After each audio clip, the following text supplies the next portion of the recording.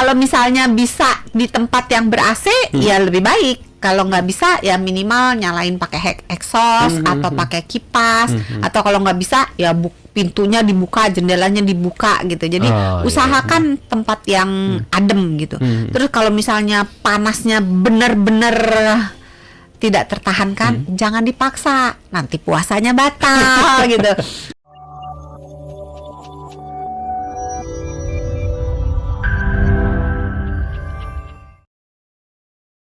Tapi ini biasanya olahraga apa sih yang bagus dilakukan? Sementara di luar kan sekarang kalau di Jakarta sendiri lagi panas banget. Ini apakah kita olahraganya harus pakai pelindung diri atau gimana nih, Dok?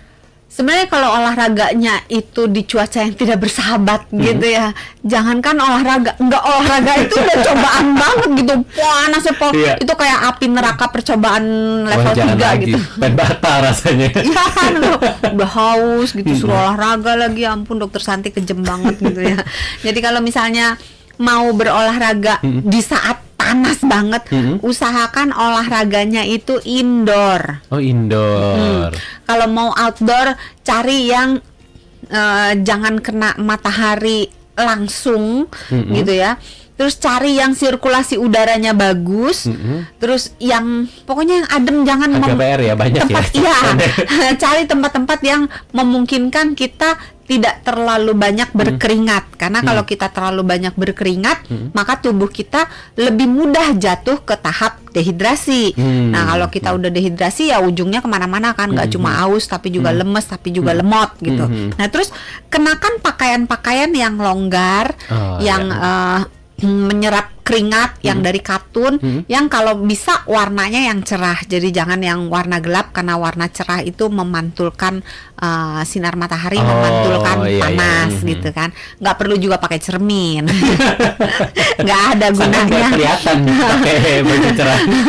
Terus kalau misalnya bisa di tempat yang ber-AC, ya lebih baik. Kalau nggak bisa, ya minimal nyalain pakai exhaust atau pakai kipas, atau kalau nggak bisa, ya pintunya dibuka, jendelanya dibuka gitu. Jadi usahakan tempat yang adem gitu. Terus kalau misalnya panasnya benar-benar tidak tertahankan, jangan dipaksa, nanti puasanya batal gitu. Olahraganya aja yang digeser sesudah berbuka gitu. Jadi waktu olahraganya disesuaikan, jangan kaku gitu. Pokoknya harus jam segini. Kan kita hidup itu bisa fleksibel ya.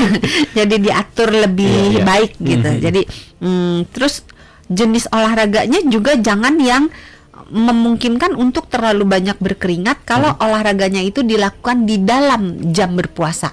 Jadi kalau misalnya mau olahraga yang intensitasnya ringan sampai sedang masih oke. Jadi kalau misalnya mau jalannya jalan biasa cenderung cepat, tapi jangan jalan cepat, jangan jogging, jangan lari. Gitu. Gimana tuh, Dok? Agak banyak ya. Jangan jalan cepat, jangan lari. Pokoknya intinya jalan secepat yang dimungkinkan, yang tidak menyebabkan kita terlalu lelah dan terlalu banyak berkeringat.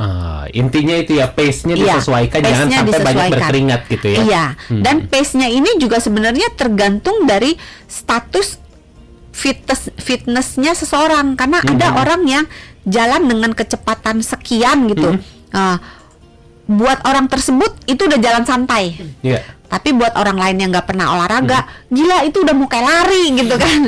Jadi jangan memasang target sesuai orang lain, tapi targetnya di kita gitu. Jadi yang biasa kita lakukan sedikit di bawah itu, atau sampai di situ aja, jangan ditingkatkan gitu. Biasanya patokannya itu sekitar kita gunakan sekitar 60-70% dari kekuatan yang kita bisa gitu.